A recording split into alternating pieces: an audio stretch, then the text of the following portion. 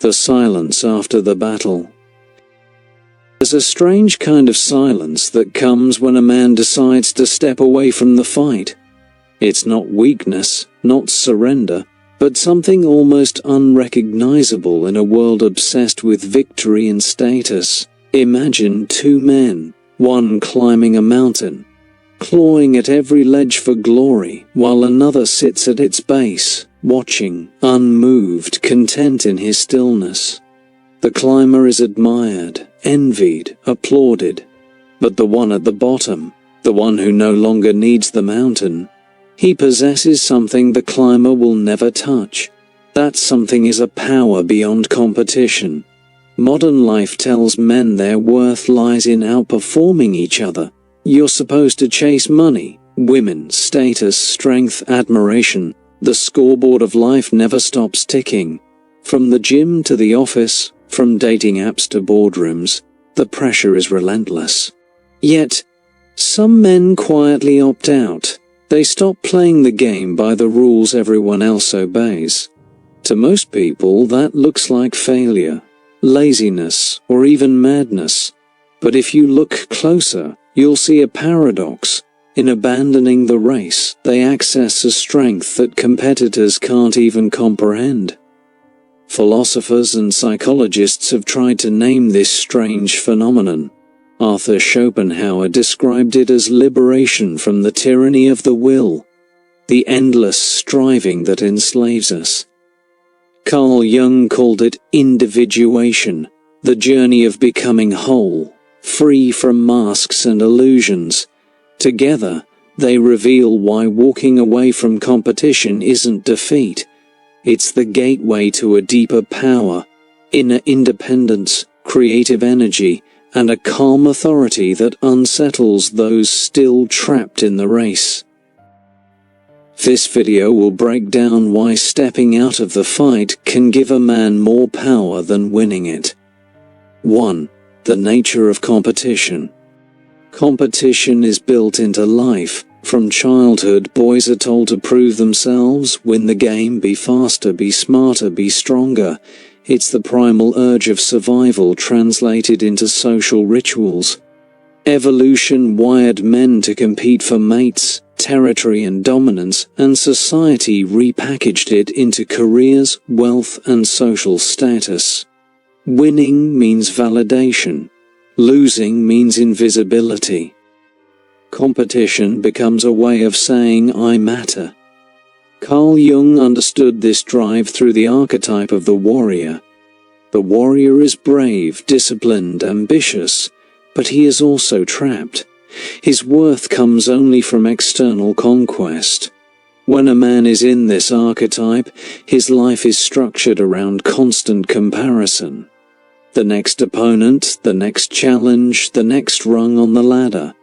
And while competition can fuel growth, it also enslaves. The warrior who never leaves the battlefield eventually burns out or collapses under the weight of endless striving. What makes competition tricky is that it feels necessary. Without it, society stagnates. But Jung also warned that identification with an archetype is dangerous. If a man never steps beyond the warrior, he remains stuck in adolescence, forever seeking validation from others. True growth requires moving into deeper archetypes, the sage, the creator, the wise king. That shift only happens when a man dares to loosen his grip on competition and ask, who am I if I stop measuring myself against others? 2. The trap of external validation. Schopenhauer would argue that competition is just another mask for the will, the blind, ceaseless force of desire that drives all living beings. For him, life is suffering because we are endlessly compelled to chase things we can never truly hold. Win today, and tomorrow you'll need another win. Gather wealth, and you'll feel its emptiness. Capture attention, and you'll crave more. The will turns men into prisoners of striving, no matter how far they climb. Jung mirrored this idea with his concept of the persona, the mask a man wears to gain acceptance. The competitor's mask says, "I am worthy because I succeed." But masks are fragile. Behind them lurks the shadow, all the insecurities, fears, and repressed truths that competition hides. The harder a man chases external validation, the more disconnected he becomes from his shadow, and the less whole he is. This creates a dangerous trap. Men confuse recognition with fulfillment. They think they're powerful because others notice them, but in truth, they're fragile. Their worth depends on the crowd's applause. Strip away the trophies, the job title, the physique, or the followers, and suddenly the competitor crumbles. He has never built a self beyond the scoreboard. That's why Jung and Schopenhauer both saw freedom not in victory, but in liberation from the need to compete in the first place. 3. The decision to withdraw. To stop competing does not mean a man gives up on life. It means he stops letting others dictate his value system. It's a conscious refusal to let the game of comparison rule his mind. At first glance, this withdrawal looks like weakness. In a culture obsessed with hustle and achievement, a man who chooses quiet independence seems strange, even threatening. But in reality, it's an act of radical strength. History is filled with examples. Monks left kingdoms to live in monasteries, abandoning political competition for spiritual depth. Philosophers like Diogenes rejected wealth and status, choosing instead to live simply, exposing the vanity of society's pursuits.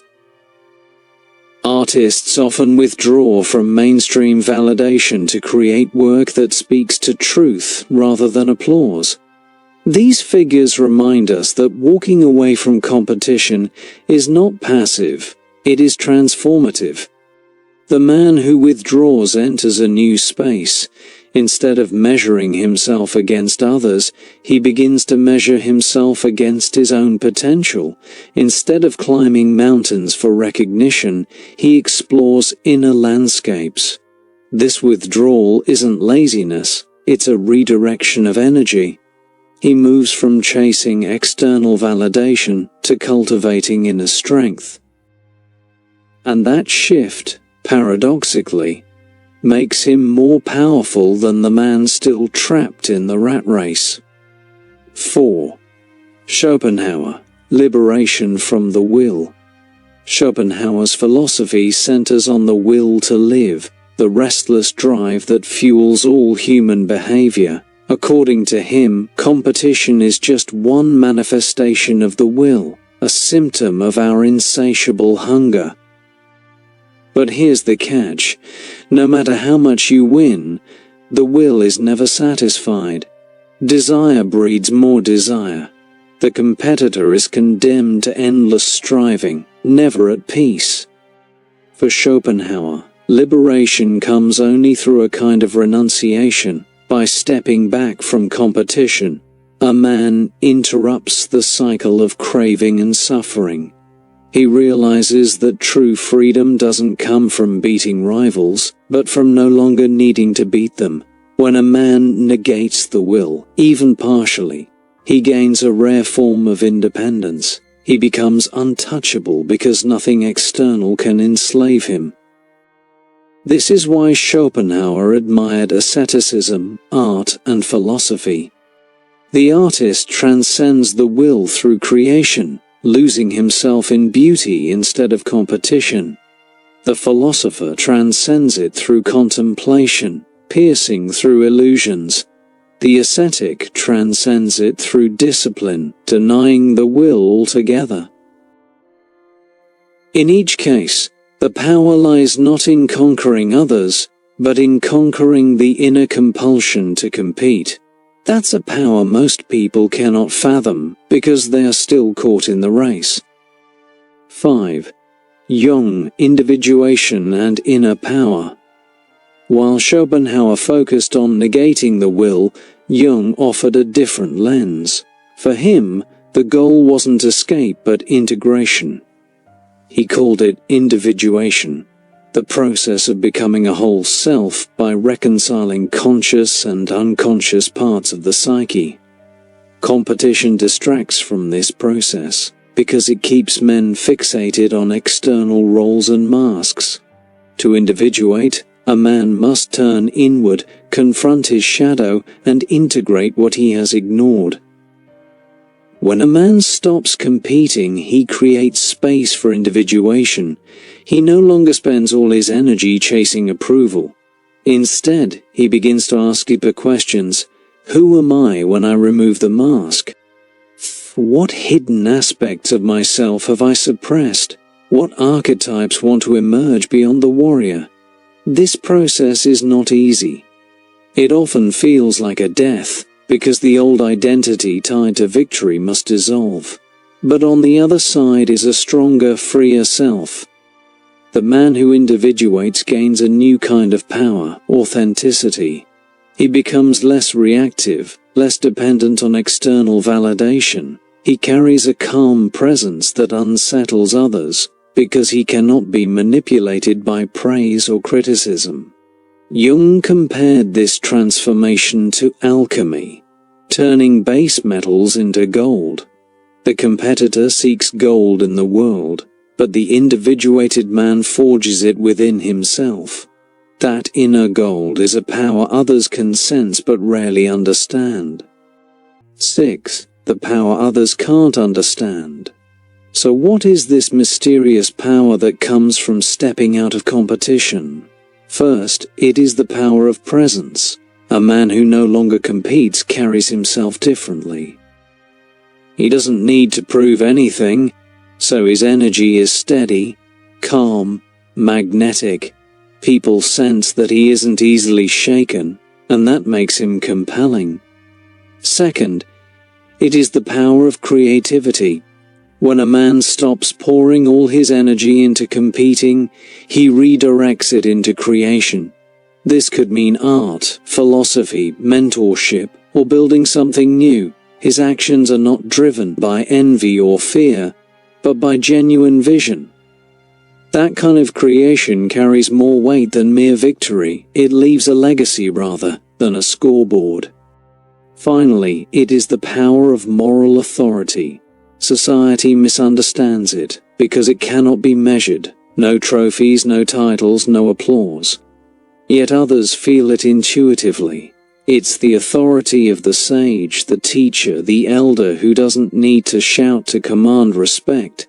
Competitors fight for attention. The man who withdraws gains influence precisely because he no longer needs it. This is power stripped of vanity. A power others can sense but never fully grasp. Conclusion: the man beyond the battlefield.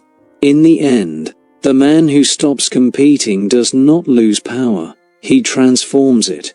He moves from the shallow victories of comparison to the deeper strength of independence. Schopenhauer showed that liberation comes from escaping the tyranny of the will.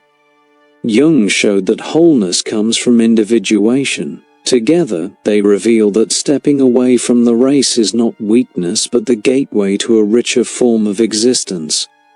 This power cannot be understood by those still trapped in the game. To the competitor, it looks like giving up. To the crowd, it looks like irrelevance.